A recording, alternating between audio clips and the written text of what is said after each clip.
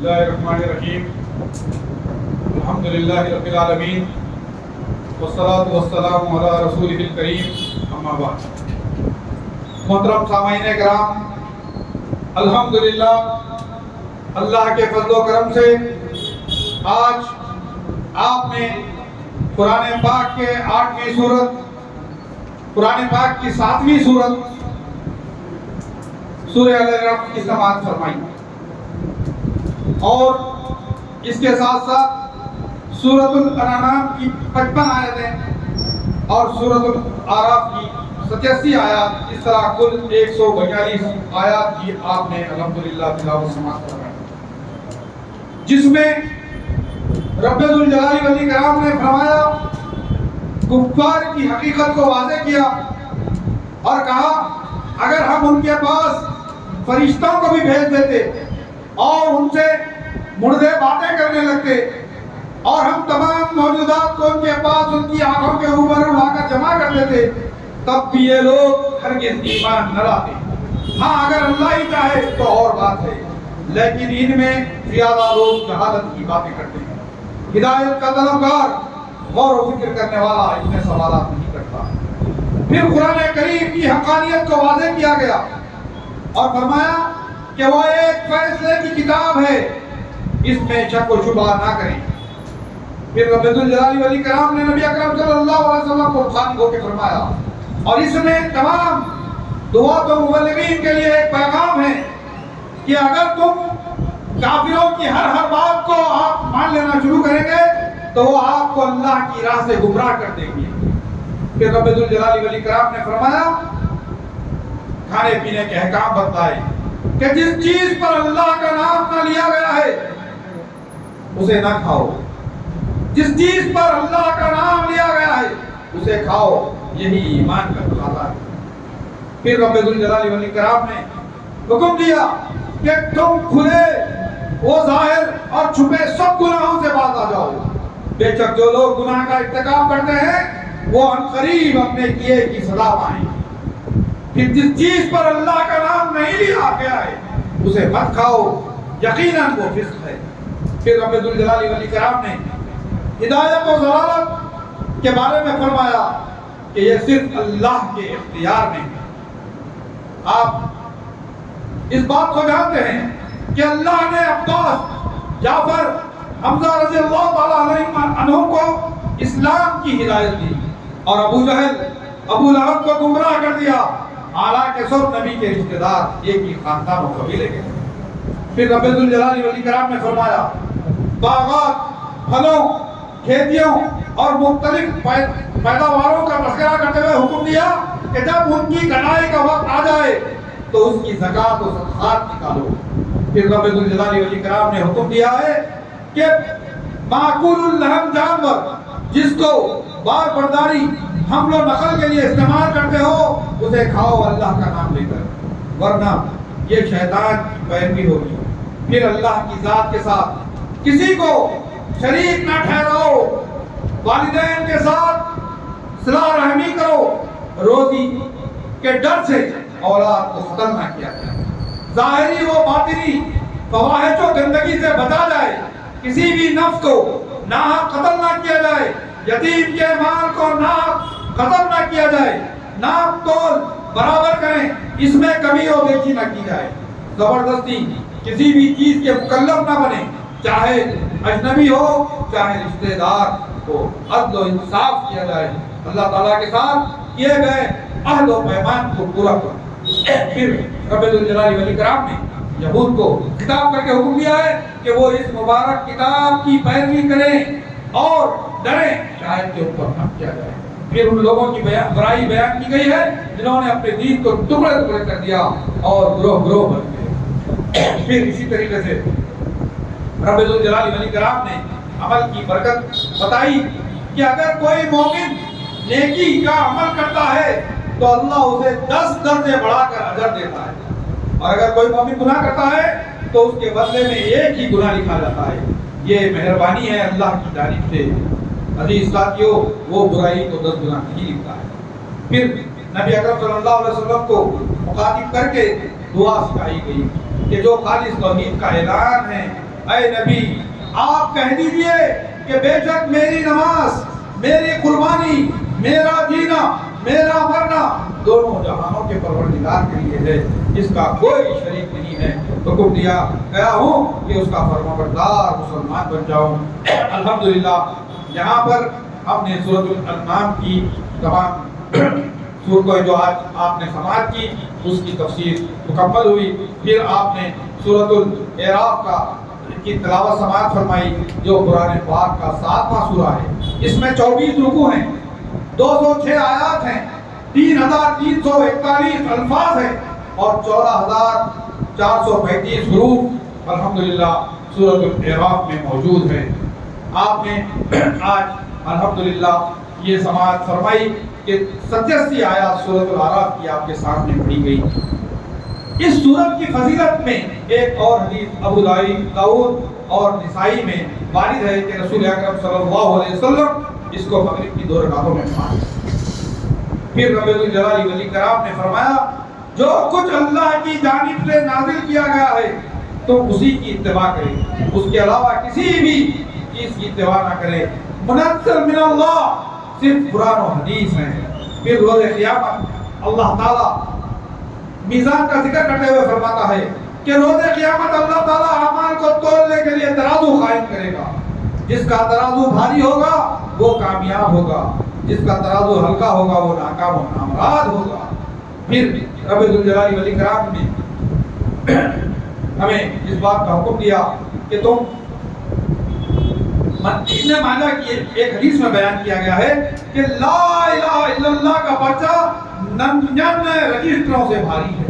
بخاری شریف میں ایک حدیث آتی ہے کہ 2 کلمے رحمان کو بہت پسند ہیں، زبان پر ہلکے ہیں، اعمال کو وزنی کرنے والے ہیں، اور وہ یہ کلمے ہیں سبحان اللہ و بحمدہ سبحان اللہ العظیم۔ پھر میرے بھائیوں تخلیق آدم کے بعد جب اللہ تعالیٰ نے آدم علیہ السلام کو سجدہ کرنے کا حکم دیا تو شیطان انکاری ہوا۔ یہ واقعہ آپ تمام لوگ جانتے ہیں۔ پھر مفسرین نے لکھا ہے کہ آدم میں 5 خوبیاں بیان کی گئی ہیں۔ آدم علیہ السلام کی مفسرین نے 5 خوبیاں بیان کی اور نمبر 1 یہ ہے کہ انہوں نے گناہ کا اعتراف کیا، اس پر نادم ہوئے، اپنے نفس کی ملامت کی، فوراً توبہ کی اور اللہ کی رحمت سے نا امید نہیں ہوئے۔ اسی طریقے سے شیطان کی 5 برائیاں بیان کی گئی ہیں۔ کیا وہ اپنے گناہ کا اعتراف نہیں کیا، اس پر نادم نہیں ہوا، اپنے نفس کی ملامت نہیں کی اور اللہ کی رحمت سے نا امید ہو گیا۔ اسی طریقے سے میرے بھائیوں اللہ تبارک و تعالیٰ بنی ہوئے آدم کو خطاب کر کے حکم دیتا ہے کہ ہم نے تمہاری شرم و حیا کو چھپانے کے لیے لباس بنایا ہے، اور سنو لباس التقویٰ سب سے بہترین لباس ہے۔ اسی طریقے سے اللہ تبارک و تعالیٰ ہمیں حکم دیتا ہے کہ تم جب بھی اللہ کے سامنے عبادت کے لیے کھڑے ہو، مسجد کو آئیں تو زیب و زینت اختیار کر کے آئیں اور کھاؤ پیو، اسراف نہ کرو۔ اللہ اسراف کرنے والوں کو پسند نہیں کرتا۔ پھر اسی طریقے سے جب اللہ فرماتا ہے کہ موت کا اللہ تعالیٰ نے ایک دن مقرر کر دیا، جب کسی کا وقت آ جائے تو ایک لمحہ بھی تاخیر نہیں کی جاتی ہے۔ عزیز ساتھیوں پھر رب الجلال والاکرام نے ارشاد فرمایا کہ جس طرح اونٹ کا سوئی کے ناکے سے گزرنا محال ہے، اسی طرح کسی بھی کافر کا جنت میں داخلہ محال اور ناممکن ہے۔ پھر رب الجلال والاکرام نے ارشاد فرمایا کہ اللہ کی قدرت کاملہ کا تذکرہ کیا کہ زمین و آسمان کو اللہ نے 6 دنوں میں پیدا کیا اور مستوی عرش ہوا، دن اور رات کو پیدا کیا، سورج و چاند اور ستارے اسی کے حکم کے تابع ہیں، ساری کی ساری تخلیقات اور احکام اسی کے لیے ہے، نہایت ہی بابرکت ہے دونوں جہاں کا پروردگار۔ پھر رب الجلال والاکرام نے اللہ کی توحید کو بیان کرتے ہوئے حکم دیتے ہیں کہ اللہ تعالیٰ کو عاجزی اور انکساری بہت پسند ہے اور تم اللہ کو عاجزی اور انکساری کے ساتھ نکالو۔ سرکشوں کو اللہ پسند نہیں کرتا، اور زمین کی اصلاح کر دیا جانے کے بعد فساد مت کرو اور اس کو تمام خوف سے پکارو، اس لیے کہ اس کی رحمت محسنین کے قریب ہے۔ پھر رب الجلال والاکرام اپنی رحمت کے بارے میں ہمیں خوشخبری دیتا ہے کہ اللہ تبارک و تعالیٰ جو اپنی رحمتوں کے ساتھ ہمیں اچھی خوشخبری دیتا ہے ہواؤں کے ساتھ، گھنے بادلوں کے ذریعے سے، مردہ زمینوں کو سیراب کر کے، بارش نازل فرما کر، ہمہ اقسام کے میوے جات پیدا کر کے، رب ذوالجلال والاکرام ہمیں اپنی نشانیاں بتاتا ہے کہ اسی طرح اللہ مردوں کو زندہ کرتا ہے۔ اچھی زمین کا پودا رب کے حکم سے اچھا نکلتا ہے، بنجر زمین کا پودا کمزور اور بے فائدہ ہے۔ اسی طرح اللہ کا شکر کرنے کے لیے اللہ تبارک و تعالیٰ مثالیں پیش کرتے ہیں۔ پھر رب ذوالجلال والاکرام نے ارشاد فرمایا، حضرت نوح علیہ السلام اور ان کی قوم کا تذکرہ کیا کہ جب کہ انہوں نے دعوت دیا کہ میری قوم ایک اللہ کی عبادت کرو، اس کے علاوہ کوئی بھی عبادت کے لائق نہیں، میں اللہ کا رسول ہوں، تو قوم نے انکار کر دیا۔ اللہ نے مومنین کو چھوڑ کر سارے کافروں کو عذاب کی لپیٹ میں لے لیا۔